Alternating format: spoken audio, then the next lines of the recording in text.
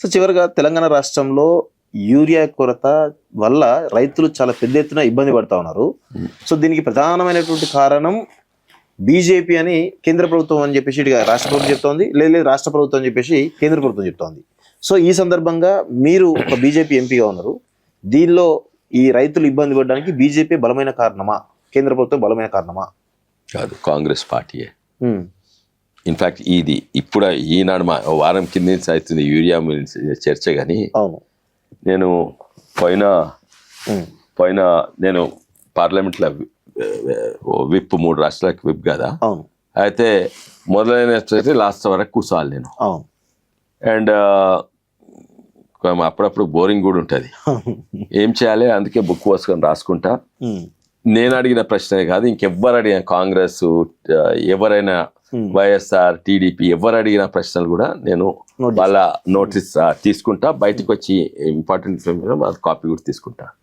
ఈ కాపీ ఇది ఎవరు బోలా సింగ్ అతను అడిగిండో ప్రశ్న. బోలా సింగ్ ని అనుకుంటా, ఆయన బీజేపీ పార్టీ ఆయనే, డాక్టర్ బోలా సింగ్.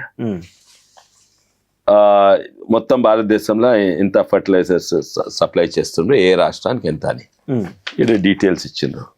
ఇదంతా అన్నిట్లో ఎక్కువ ఫర్టిలైజర్స్ ఏది, ఉత్త యూరియా కాదు, యూరియా, డిఏపి, ఎంఓపి, ఎన్పికే, సటన్ నైట్రోజన్, పొటాష్, ఇవన్నీ కూడా అన్నిట్లో ఎక్కువ తెలంగాణకు సప్లై చేస్తున్నారు ప్రతి ఏడాది. ఇప్పుడు కాదు, ఇది ఇచ్చింది, ఇది ఇచ్చి పోయిన పార్లమెంట్ సెషన్లా. ఓకే, ఇది చూడండి, తెలంగాణ గురించి చూడండి.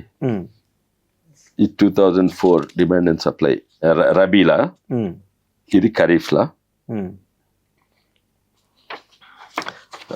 ఇది మొత్తం రబీ అండ్ ఖరీఫ్ కలిసి. ఓకే, ఉదాహరణగా ఇది తీసుకుందాము, 23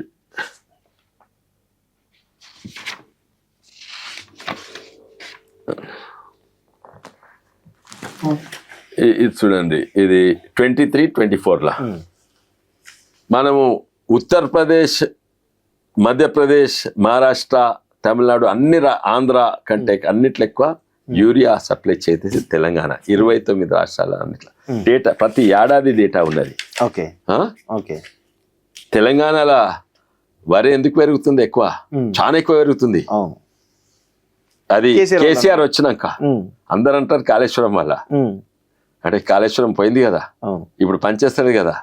ఈ ఏడాది, పోయిన ఏడాది రికార్డు. మనము మొత్తం తెలంగాణ 4 కోట్ల తెలంగాణ 40 లక్షల టన్నులు తింటే మనం ఉత్పత్తి అయింది వరి 2,80,000. అంటే 7 ఎక్కువ ఉత్పత్తి అయింది. ఎందుకంటే యూరియా అన్నిట్లో highest per capita urea consumption Telangana. అది కేంద్ర ప్రభుత్వం. ఒక్క ఏడాది కాదు, ప్రతి ఏడాది. నాకు లాస్ట్ 5 ఏళ్ళ డేటా ఉన్నది. ఇది చూద్దాము, 2023-24 ఇది చూడండి. తెలంగాణ 18.94 అంటే 19 ఏంది LMT, lakh metric tons, 1,00,000 metric టన్నులు డిమాండ్. అది ఇది డిమాండ్. సప్లై ఎంత చేసినాము కేంద్ర ప్రభుత్వము, 23.77 లక్షల మెట్రిక్ టన్నులు. వాడుకున్నది ఎంత, 19 కన్సంప్షన్. అంటే 4 లక్షల మెట్రిక్ టన్ మిగిలి ఉండాలి లాస్ట్ ఇయర్. మిగిలినాయో లేక గోడౌన్లు ఉన్నాయో ఖరాబ్ అయినాయో తెలియదు, కానీ అంత కన్సంప్షన్. ఇది ఒక ఏడాది కాదు, ప్రతి ఏడాది చూడండి, ప్రతి ఏడాది. అచ్చా, ఇదే యూపీలు చూడండి. యూపీ మనకంటే జనాభా లెక్కబడి, లేకుంటే అగ్రికల్చర్ భూమి ఎకరాల లెక్కబడి, లేకుంటే రైతు కుటుంబాలు రైతు కుటుంబాలు మనకంటే 10 లెక్క ఉంటారు. జనాభా అంటే మనకంటే 7-8 లెక్క ఉంటారు. అంటే మనకు 19 లక్షల మెట్రిక్ టన్స్ ఇస్తే వాళ్ళకి కనీసం 7-10 ఎక్కువ ఇవ్వాలి కదా. అంటే వాళ్ళకు 180 మెట్రిక్ టన్స్ ఇవ్వాలి. వాళ్ళకి ఎంత వచ్చింది, 76 డిమాండ్. అది వచ్చింది 91 సప్లై. మనకేమో 23 సప్లై, వాళ్ళకి 91. అండ్ ఓన్లీ 4 ఎక్కువ. కానీ వాళ్ళ రైతాంగం 10 ఎక్కువ. పర్ క్యాపిటా అన్నిట్లో హైయెస్ట్. ఇంకా వేరే ఎన్కేపీ చూస్తే మా ఉత్తరప్రదేశ్ కంటే ఎక్కువ మనకు వచ్చినాయి. తెలంగాణ ఎన్కేపీ ఈడ 15 ఇస్తే ఉత్తరప్రదేశ్కు 9. 15 లక్షల మెట్రిక్ టన్ ఇస్తే వాళ్ళకు 9 లక్షల మెట్రిక్ టన్. వాళ్ళకి మనకంటే పరింతలు ఎక్కువ. ప్రతి ఏడాది మనం ఎక్కువ ఇస్తున్నాము, ఎక్కువ వాడుకుంటున్నాము, ఎక్కువ ఇస్తున్నారు. కానీ ఇప్పుడు అండ్ అదే కాక సప్లై ఎక్కువ ఇప్పుడు సప్లై కాలేదు అని అంటారు. ఈ ఏడాది ఒక వారం డీలే అయింది. డీలే అయితే ఏమైంది, వాళ్ళకు ప్రతి ఒక్కటేమో అక్కడ వచ్చి అడుగుతారు, ప్రతి ఒక్కటి మేము ఇస్తున్నాము, మళ్ళీ ఇక్కడ వచ్చి ఏం చేస్తలేరని. మేమే అంత చేస్తున్నాం, వాళ్ళు ఏం చేస్తున్నాం, ఏం చేస్తలేరు. అయితే ఒక వారం లేట్ కాగానే మంత్రి గారు అది అనుకొని చేసిండా అనుకోకుండా చేసిండా తుమ్మల నాగేశ్వరరావు గారు అరే వస్తలేదు అన్నారు. ఏమంటారు? అయితే ట్రేడర్స్ ఉంటారు కదా, రైతులు ఉంటారు కదా, అరే రాకుండొచ్చని ఒక బస్తా అవసరం ఉంటే 10 బస్తాలు పెట్టుకుంటారు. ఈ ట్రేడర్స్ ఏమో హోల్డ్ చేసి బ్లాక్ కరువు ఉంటే ఏం చేస్తారు, హోల్డ్ చేసి బ్లాక్ మార్కెట్ లో అమ్ముకుంటారు, డైవర్ట్ చేస్తారు వేరే గోదాంలకు. మొన్న వికారాబాద్ లా, ఇక్కడ మహబూబ్ నగర్ లా దొరికింది కదా, వాళ్ళు ఎవరు కాంగ్రెస్ వాళ్ళే. అయితే పట్టుబడ్డారు, బ్యాగులు తీసుకోవస్తుంటే ఆ బ్యాగులు వాపస్ పంపించిండ్రు, కానీ వాళ్ళ మీద కేసు పెట్టలేదు, కాంగ్రెస్ వాళ్ళే ఈడ్స్ పెట్టేసిండ్రు. అయితే బ్లాక్ మార్కెటింగ్ హోర్డింగ్ వారం లేట్ అయ్యే వరకు ఇక వస్తలేదు కరువు లేదే. చూడండి, ప్రతి ఏడాది అవసరం ఉన్న దానికంటే ఎక్కువ ఇస్తున్నాం.